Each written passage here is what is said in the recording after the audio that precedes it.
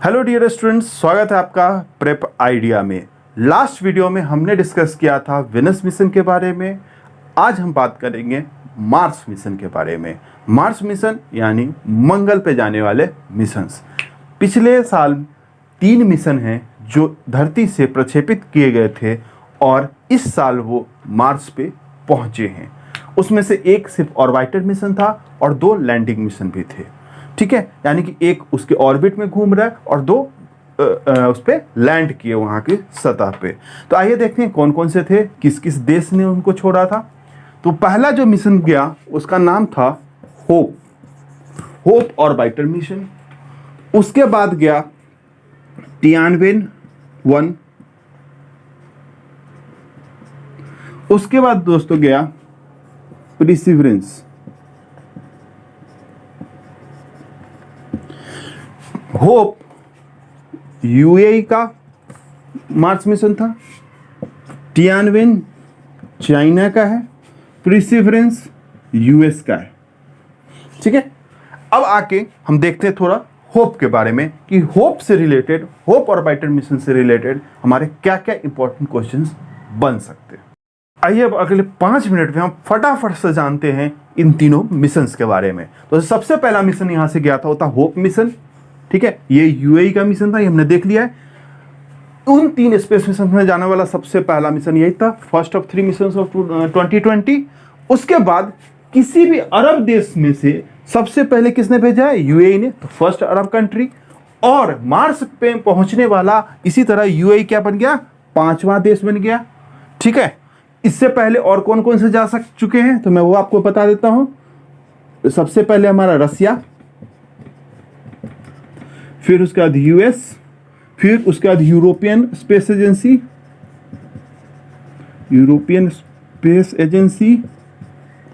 फिर उसके बाद हमारा इसरो, भारत, इंडिया लिख, जब कंट्रीज की बात हो रही है तो इंडिया लिखते हैं। ठीक है, और उसके बाद यूएई। ठीक है, रसिया का जो स्पेस एजेंसी उसका नाम रॉक्सोमोस है। उसके बाद यूएस का है वो नासा है, यूरोप का यूरोपियन स्पेस एजेंसी है, इंडिया का इसरो है, और यूएई का क्या है? मोहम्मद बिन रशीद स्पेस सेंटर। यहीं पे इसको डेवलप भी किया गया है। उसके बाद होप के नाम एक और कीर्तिमान जुड़ा है, वो ये है कि second country to successfully enter the Mars. Mars पे पहुंचने वाला वो दूसरा देश बन गया जो पहली अटेम्प्ट में ही पहुंच गए थे। तो ये दूसरा देश है। तो यदि ये दूसरा देश है तो पहला देश कौन सा था? वो था दोस्तों इंडिया। इंडिया वो देश था, वो पहला देश था जो पहली अटेम्प्ट में अपने पहले ही मार्स मिशन पे मार्स की कक्षा में पहुंच गया था। ठीक है, और चूंकि ये स्पेस सेंटर यूएई का है, लेकिन इसे लॉन्च जो किया गया था वो तांगेशिमा स्पेस सेंटर जापान से किया गया था। इसको याद करने का ये यूज कर सकते हैं, जैसे हिरोशिमा नागासाकी आपने जानते होंगे, जापान में हिरोशिमा, उसी जगह तांगेशिमा स्पेस सेंटर जापान से इसे लॉन्च किया गया था। तो होप ऑर्बिटर मिशन से हमारे लिए यही 4-5 इंपॉर्टेंट क्वेश्चंस बनते हैं। आइए अब देखते हैं तियानवेन 1। यूए के होप मिशन के बाद आइए देखते हैं चाइना के तियानवेन मिशन के बारे में। तियानवेन सीरीज है, सीरीज का ये पहला ही मिशन था, और ये जो पहला ही मिशन था उसी में चाइना सक्सेसफुल भी हो गया। और इसी के साथ ये चाइना का वो पहला मिशन बन गया जिसमें उसने पहली लैंडिंग करी हो किसी भी दूसरे ग्रह पे। तो क्या हो गया? China's first landing on another planet. उसके बाद इससे पहले सॉफ्ट लैंडिंग कराने के मामले में, सक्सेसफुली सॉफ्ट लैंडिंग कराने के मामले में इससे पहले 5 देश गए थे, लेकिन उसमें से 2 देश सफल नहीं हो पाए या फिर कराया नहीं। तो जो इससे पहले जो कराए थे, सबसे पहले यूएसएसआर ने 1971 में कराया था, उसके बाद नासा ने कराया। अब इस तीसरी कंट्री बन गई है चाइना, जिसने सक्सेसफुल लैंडिंग कराई है मार्स पे। उसके साथ ही साथ इससे पहले जो भी 2 मिशन सक्सेसफुल भी थी, चाइना, रसिया की और यूएसए की, उसे रसिया ने अपने रोवर को उस पर मूव नहीं करा पाया था, क्योंकि वहां जाने के तुरंत बाद वो परफॉर्म करना बंद हो गया था। तो इस प्रकार चाइना जो है वो दूसरा देश बन गया जिसने अपने रोवर को उसके सतह पे, मार्स की सतह पे मूव कराया है। ठीक है, उसके बाद इसकी एक और खासियत रही इस मिशन की, ये one of the heaviest probe mission था। इसका जो स्पेसक्राफ्ट था वन ऑफ द हेवीएस्ट था। उसके बाद इसकी जो लैंडिंग साइट थी वो थी यूटोपिया प्लेनिसिया, और इसमें जितने भी इंस्ट्रूमेंट्स यूज हुए थे उसमें से एक सबसे खास इंस्ट्रूमेंट जो था वो ये था कि तियानवेन-1 का ड्रॉप कैमरा। ठीक है, ड्रॉप कैमरा जो था वो अभी तक का लाइटेस्ट आर्टिफिशियल ऑब्जेक्ट रहा है जो कि मार्स पे गया है।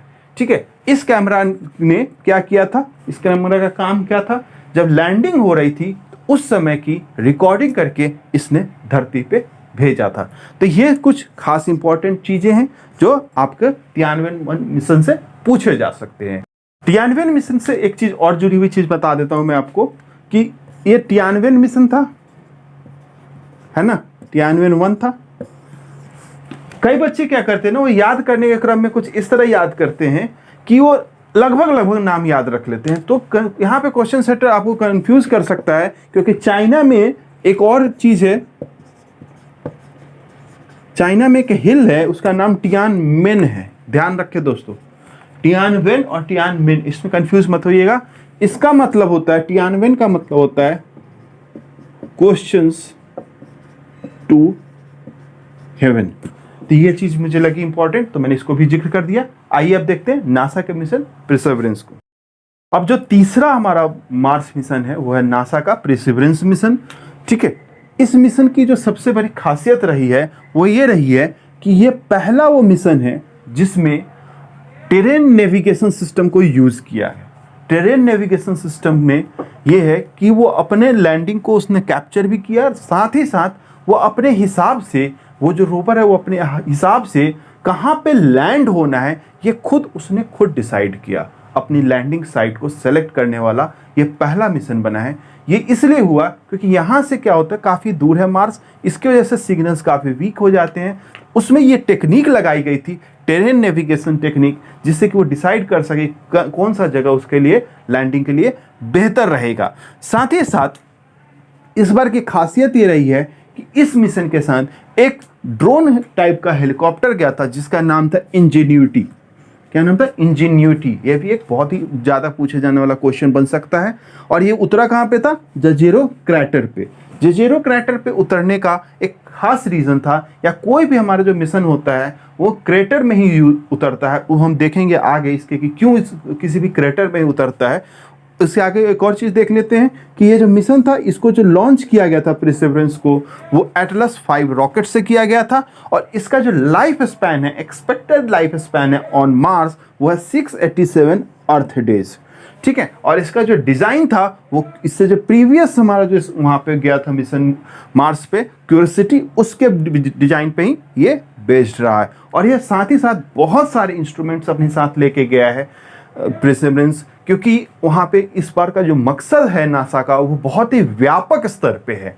ठीक है, उसका जो सबसे पहला तो ये रहता है, हर मिशन का यही रहता है कि दूसरे ग्रह पे जाना है, वहाँ के बारे में जानकारियाँ इकट्ठी करनी है, वहाँ पे लाइफ एक्सपेक्टेंसी को देखना है, वहाँ के अर्थ को वहाँ की जो रॉक्स हैं उसको एनालाइज करना है, वहाँ के बारे में पता करना है, पानी के बारे में पता करना है। साथ ही साथ इस मिशन में और भी कुछ खास चीज़ें हैं, जैसे कि वहाँ पे इसमें ऐसे ऐसे इंस्ट्रूमेंट्स लगाए गए हैं जो कि वहाँ के रॉक्स को ड्रिल करके और एक सेफ ट्यूब में रख देगा, जिसको कि बाद में आगे जाने वाले मिशंस में जो जाएंगे वहाँ से कलेक्ट करके ला सकते हैं। साथ ही साथ वहाँ पे जो कार्बन डाइऑक्साइड है उसको ऑक्सीजन में बदला जा सकता है कि नहीं, उसको बदलने की कोशिश की जाएगी, ताकि आगे यदि मैन मेड मिशंस जाएँ तो उसमें जो जाएँ यहाँ से उनको दिक्कत ना हो। इसी प्रकार बहुत सारी मिशन इंस्ट्रूमेंट्स लगाई गई हैं। तो आइए हम उस इंस्ट्रूमेंट्स को देखते हैं। उससे पहले एक बार ऑब्जेक्टिव्स पे भी नजर डाल लेते हैं, और उसके ऑब्जेक्टिव्स है ये।